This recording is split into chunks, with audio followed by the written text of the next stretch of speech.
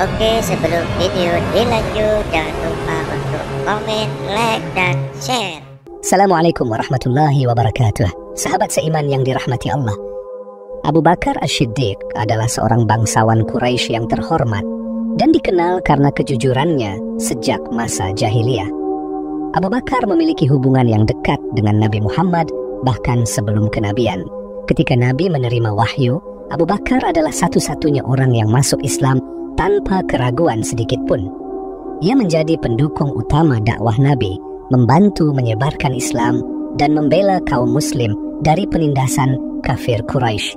Komitmennya terhadap Islam terlihat melalui kontribusi harta dan keberanian yang tak tergoyahkan. Hal inilah yang menjadikannya sebagai salah satu sahabat yang paling setia sepanjang hidup Nabi. Dalam video ini kita akan menceritakan kisah kehidupan Abu Bakar As-Siddiq mulai dari sebelum memeluk Islam hingga menjadi seorang muslim yang tak tergoyahkan. Nama asli Abu Bakar adalah Abdullah bin Abi Quhafah. Ayah beliau bernama Utsman bin Amir yang sering dipanggil dengan panggilan Abu Quhafah. Dan ibunya bernama Salma binti Syakhr bin Amir. Jadi, meskipun kita lebih kenal beliau dengan nama Abu Bakar, ternyata nama aslinya adalah Abdullah. Lalu kenapa sih beliau dipanggil Abu Bakar? Jadi gini ya, kata bakar itu artinya awal-awal waktu atau yang pertama. Nah, jadi Abu Bakar itu orang pertama yang masuk Islam dari kalangan laki-laki dewasa. Makanya beliau dipanggil Abu Bakar. Keren kan? Dari segi fisik, Abu Bakar digambarkan sebagai sosok yang bertubuh kurus, kulitnya putih, dan tinggi badannya sedang. Sayyidah Aisyah, istri Nabi, bahkan bilang kalau urat-urat di tangan Abu Bakar kelihatan jelas karena tubuhnya yang kurus banget. Tapi yang perlu kita ingat, dalam Islam, fisik bukanlah hal yang jadi patokan untuk menilai seseorang. Abu Bakar radhiyallahu anhu berasal dari suku yang super terkenal, namanya suku Taim. Suku Taim dikenal sebagai suku yang banyak memimpin peperangan. Orang-orang pintar dan orang-orang kaya juga banyak di suku ini. Dulu, pas masa jahiliyah, suku Taim ini punya tugas penting, yaitu ngurusin masalah denda atau upeti. Jadi, kalau ada orang yang melanggar aturan di Mekah, misalnya ngebunuh orang atau hal-hal buruk lainnya, mereka yang melanggar harus bayar denda ke suku Taim ini. Nah, suku Taim lah yang bakal ngurusin semua masalah itu, termasuk memberi sumbangan kepada keluarga korban yang kena musibah. Abu Bakar sendiri adalah kepala atau pemimpin dari suku Taim ini. Jadi jelas ya, kalau Abu Bakar ini bukan orang sembarangan. Beliau ini memiliki posisi yang penting banget di Mekah waktu itu. Sebelum masuk Islam alias masih di masa jahiliyah, Abu Bakar dikenal sebagai ahli nasab. Kalau di zaman sekarang, beliau tuh kayak kamus berjalan soal asal-usul orang-orang Quraisy. Abu Bakar tahu banget detailnya. Dari orang ini anak siapa, keturunan mana, asalnya dari bani apa, sampai sejarah keluarga mereka pun beliau tahu. Saking ahlinya, orang-orang bahkan menyebut beliau sebagai ulama ahli nasab. Pokoknya, kalau ada orang Arab yang bingung soal silsilah keluarga, langsung aja nanya ke Abu Bakar. Rasulullah sendiri pernah memuji Abu Bakar tentang ini. Beliau bersabda, Abu Bakar adalah orang yang paling tahu tentang nasab Quraisy. Wah, bayangin, Rasulullah loh yang ngomong langsung. Itu udah valid banget. Nggak cuman pinter, Abu Bakar juga punya akhlak yang luar biasa. Bahkan di masa jahiliyah, dia nggak pernah menghina atau nyebarin aib orang lain. Beliau selalu menjaga kehormatan orang lain dan nggak pernah nyakitin siapapun. Orang-orang di sekitarnya sering mendatangi beliau buat curhat atau sekedar meminta saran, karena orang-orang merasa nyaman kalau ngobrol dengan Abu Bakar. Abu Bakar itu seorang pedagang yang super jago dan beliau juga sangat kaya raya. Tempat tinggalnya juga cukup strategis. Kalau kita ibaratkan sekarang tuh, tempat tinggal Abu Bakar itu mirip-mirip kompleks perumahan lah, di mana banyak orang-orang kaya yang tinggal di sana. Lokasi rumahnya juga deket banget dengan rumah Khadijah istri Nabi. Artinya Abu Bakar adalah tetangganya Khadijah. Nah, karena mereka tetanggaan, maka persahabatan antara Nabi Muhammad dan Abu Bakar mulai terjalin setelah Nabi menikah dengan Khadijah. Dari situlah Nabi mulai kenal Abu Bakar dan Abu Bakar juga mulai kenal dengan Nabi Muhammad. Selain itu, Abu Bakar juga dermawan banget. Beliau sering banget berinfak tanpa takut hartanya habis. Kalau kebanyakan orang mungkin mikir, wah, kalau aku infak nanti gimana ya kalau uangnya kurang? Tapi beda banget sama Abu Bakar. Dia terus-terusan ngasih tanpa khawatir miskin. Mungkin karena hatinya ikhlas, makanya bisnis dagangnya pun makin besar. Sebelum Islam datang, Abu Bakar hidup di tengah masyarakat yang hobinya menyembah patung. Tapi uniknya, Abu Bakar nggak pernah ikut-ikutan sama sekali. Beberapa sahabat mungkin pernah menyembah berhala, tapi Abu Bakar malah nggak pernah kepikiran buat ngelakuin itu. Ada cerita lucu waktu Abu Bakar masih muda, tepatnya pas beliau udah balik. Waktu itu, ayahnya memegang tangan Abu Bakar, lalu dia mengajaknya ke suatu tempat yang terdapat banyak patung. Si ayah bilang, "Lihat ini nak, patung ini adalah Tuhanmu. Kalau kamu mau minta sesuatu, mintalah ke patung ini." Habis ngomong begitu, ayahnya pergi ninggalin Abu Bakar sendirian. Abu Bakar yang penasaran langsung deketin salah satu patung itu. Dia bilang, "Aku lapar, tolong kasih aku makanan." Tapi patung itu cuma diem aja, dia nggak gerak dan nggak jawab. Lalu Abu Bakar bilang lagi, "Aku nggak punya pakaian, tolong beri aku pakaian." Dan sama aja, patung itu tetap diem 1000 bahasa, dia nggak gerak dan juga nggak jawab. Karena merasa kesel, Abu Bakar akhirnya mengambil batu, lalu melemparkannya ke patung itu. Patung itu langsung jatuh tersungkur ke tanah. Lalu Abu Bakar pun berpikir, Tuhan macam apa ini? Masa patung kayak gini mau disembah? Keren kan? Hal keren lainnya dari Abu Bakar adalah beliau nggak pernah menyentuh khamr alias minuman keras. Padahal waktu itu minum khamr udah kayak kebiasaan umum. Bahkan banyak sahabat yang lain pernah meminumnya karena memang waktu itu belum ada larangan. Tapi Abu Bakar berbeda. Beliau udah mengharamkan khamr buat dirinya sendiri jauh sebelum Islam datang. Alasannya, dia mau menjaga harga dirinya dan tetap berakhlak baik di tengah masyarakat. Suatu hari, beliau melihat seorang laki-laki yang lagi mabuk berat. Orang itu dalam keadaan gak sadar, tangannya memegang kotoran hewan dan mendekatkan kotoran itu ke mulutnya.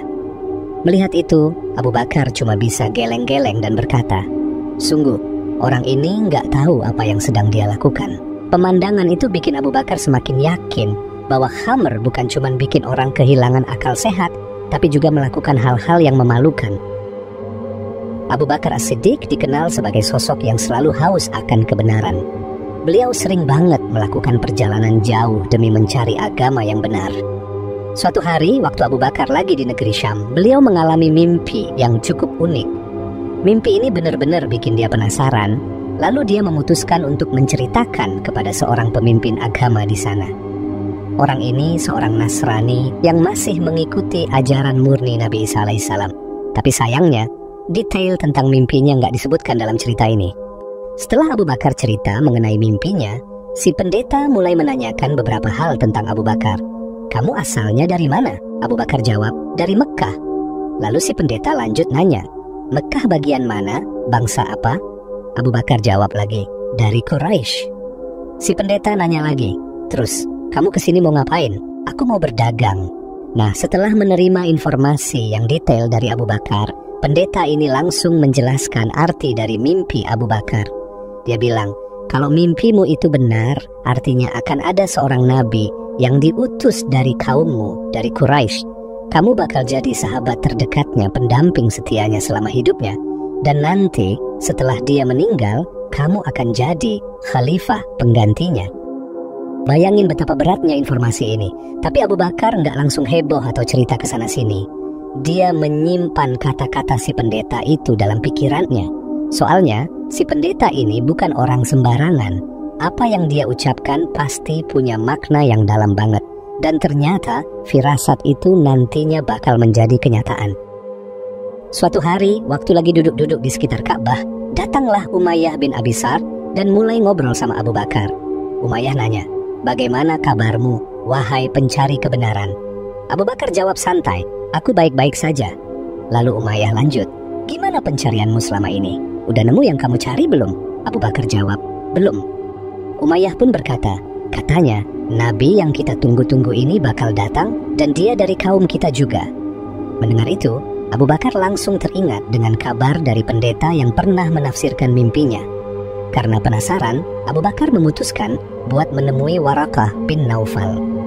Warakah ini bukan orang sembarangan. Dia seorang Nasrani yang punya ilmu luas banget dan dia dikenal sebagai Imam Arab. Dia percaya banget akan datangnya Nabi terakhir. sesuai yang dia pelajari dari kitab Injil. Saat bertemu dengan Waraqah, Abu Bakar langsung cerita panjang lebar tentang pencariannya, tentang mimpinya, dan kabar soal nabi yang bakal diutus dari kaumnya. Waraqah mendengarkan dengan serius lalu berkata, "Wahai Abu Bakar, kita ini adalah orang-orang yang memahami kitab-kitab dan ilmu-ilmu." Lalu dia menegaskan bahwa nabi terakhir itu akan datang dari bangsa Arab. "Wahai Abu Bakar, kaummu adalah kaum yang paling tinggi nasabnya."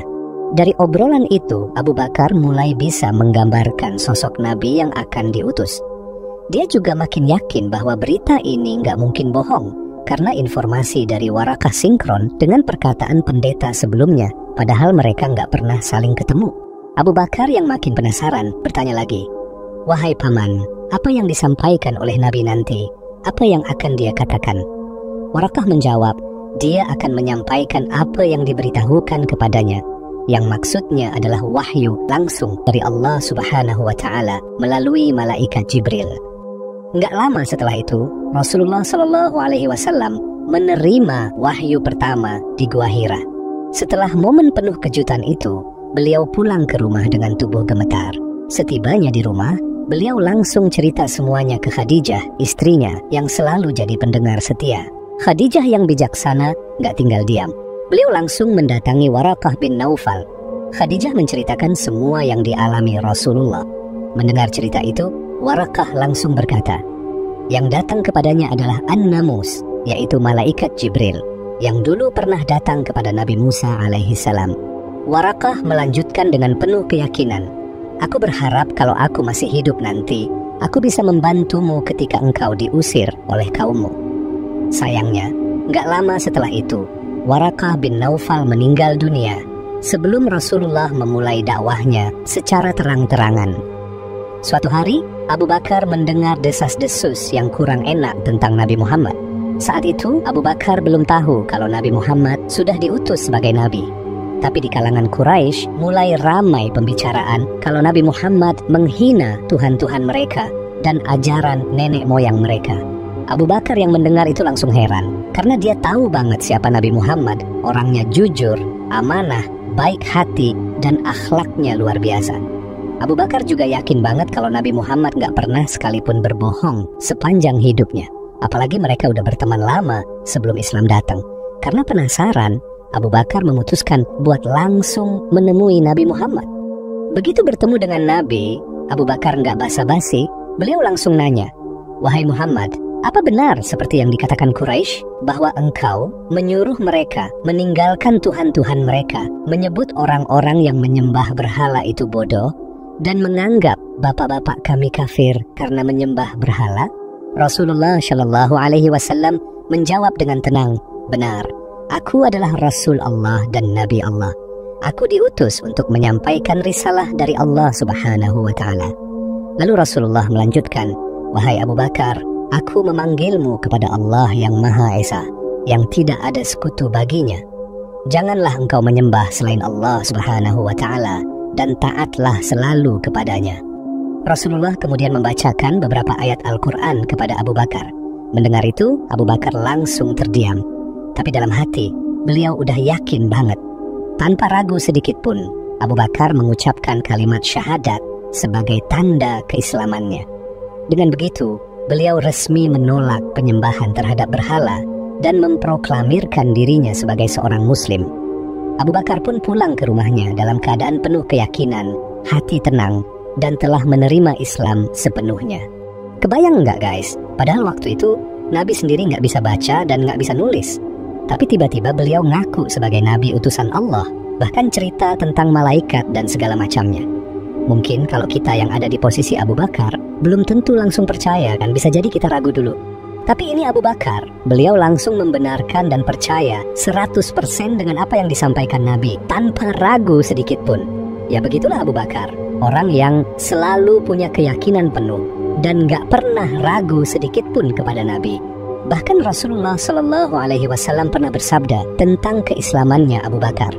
Beliau berkata, "Tidak ada seorang pun yang aku tawarkan Islam, kecuali kadang-kadang mereka masih punya pertanyaan, pertimbangan, atau bahkan ragu. Kecuali Abu Bakar bin Abi Quhafah. Dia tidak menunggu sedetik pun. Saat aku tawarkan Islam, dan aku ceritakan tentang Gua Hira, dia langsung mengikuti dan mengimaninya. Setelah memeluk Islam, Abu Bakar nggak tanggung-tanggung. Beliau langsung memperlihatkan keislamannya. Menurut Abdullah ibnu Mas'ud, ada 7 orang pertama yang terang-terangan menunjukkan keislaman mereka, yaitu Rasulullah Sallallahu Alaihi Wasallam, Abu Bakar As-Siddiq, Ammar bin Yasir, Sumayyah, ibunya Ammar, Suhaib Ar-Rumi, Bilal bin Rabah, dan Mirdad. Mereka semua menunjukkan keberanian luar biasa di tengah tekanan kaum kafir Quraisy. Rasulullah sendiri dijaga oleh pamannya Abu Thalib, sehingga kaum Quraisy nggak berani menyentuh beliau. Sementara Abu Bakar dilindungi oleh kaumnya, Bani Taim. Perlindungan ini bikin kafir Quraisy nggak berani macam-macam sama Abu Bakar, karena mereka tahu Abu Bakar punya pembela yang kuat. Tapi sayangnya, nggak semua sahabat punya perlindungan seperti itu. Banyak yang mengalami penyiksaan berat. Ammar bin Yasir misalnya, dia disiksa habis-habisan. Ibunya, Sumayyah, bahkan dibunuh dengan kejam, dan bapaknya juga meninggal karena penyiksaan yang luar biasa. Miqdad juga mengalami hal yang sama. Bilal bin Rabah juga nggak luput dari penderitaan. Majikannya, Umayyah bin Khalaf, menyiksa Bilal secara brutal. Mulai dari dipakaikan baju besi, diseret di jalanan panas, sampai tubuhnya ditindih batu besar. Semua itu dilakukan supaya Bilal meninggalkan Islam, tapi dia hanya bisa berkata, Ahadun Ahad, Tuhan itu Esa. Di tengah semua kekejaman itu, cuma Abu Bakar yang berani bertindak. Beliau langsung mendatangi Umayyah dan berkata, Wahai Umayyah, sudahlah, mau kau apakan lagi orang ini? Lepaskan saja dia, aku akan membelinya darimu. Umayyah pun setuju dan menjual Bilal dengan harga 7 kantong emas. Tanpa banyak basa-basi, Abu Bakar langsung bayar sesuai permintaan. Namun setelah transaksi selesai, Umayyah merasa kesal kepada Abu Bakar. Tapi dia nggak berani kepada Abu Bakar karena beliau juga petinggi di Mekkah. Maka Umayyah mengungkapkan kekesalannya dengan membodohi Abu Bakar. Kamu bodoh, wahai Abu Bakar. Budak seperti Bilal nggak ada gunanya untukmu. Kalau tadi kamu menawar 1 kantong emas saja, aku pasti sudah melepasnya. Abu Bakar dengan tenang dan penuh wibawa membalas, justru kamu yang bodoh, wahai Umayyah.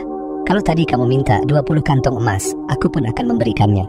Umayyah pun terdiam, nggak bisa jawab apa-apa, lalu dia pergi dengan perasaan yang kesal. Abu Bakar nggak cuma berhenti di Bilal, guys. Banyak sahabat lain yang juga beliau bebaskan dari perbudakan. Dan yang kerennya, Abu Bakar membeli mereka bukan untuk dijadikan budaknya, tapi tujuannya murni buat memerdekakan mereka, supaya mereka bisa hidup bebas dan menjalankan Islam tanpa hambatan apapun. Di awal keislamannya, Abu Bakar benar-benar totalitas dalam hal ini. Bahkan ada yang bilang, beliau membebaskan budak hampir setiap hari, atau setidaknya setiap hari Jumat. Bayangin guys, betapa pedulinya Abu Bakar terhadap kemanusiaan. Kalau kalian pikir Abu Bakar cuma sibuk bebaskan budak, lalu duduk manis di rumah buat salat-salat doang, wah, kalian salah besar. Abu Bakar ini tipe orang yang super berani. Kalau beliau udah yakin sama sesuatu yang benar, beliau nggak bakal diam aja. Beliau pasti ngajak orang lain buat tahu juga tentang Islam. Dan hasilnya, banyak banget sahabat yang masuk Islam melalui peran Abu Bakar. Bahkan, dari 10 orang yang dijamin masuk surga, 6 diantaranya masuk Islam berkat peran Abu Bakar. Mereka adalah Utsman bin Affan, Abdurrahman bin Auf, Talhah bin Ubaidillah, Sa'ad ibn Abi Waqqash, Az-Zubair bin Awam, dan Abu Ubaidah bin Jarrah. Mereka semua bukan cuma sahabat Nabi, tapi juga orang-orang yang sangat menginspirasi dan memberi kontribusi yang besar banget buat perjuangan Islam. Bahkan sebelum wafat, Umar bin Khattab pernah berpesan, kalau aku meninggal, pilih khalifah berikutnya dari 6 orang ini. Nah, 5 dari 6 orang itu masuk Islam lewat Abu Bakar, kecuali Ali bin Abi Thalib. Siapa mereka? Zubair bin Awam, Talhah bin Ubaidillah, Abdurrahman bin Auf, Sa'ad bin Abi Waqqash, dan Utsman bin Affan. Semua ini bukti betapa besar pahala yang diterima Abu Bakar karena perannya dalam membawa mereka ke Islam.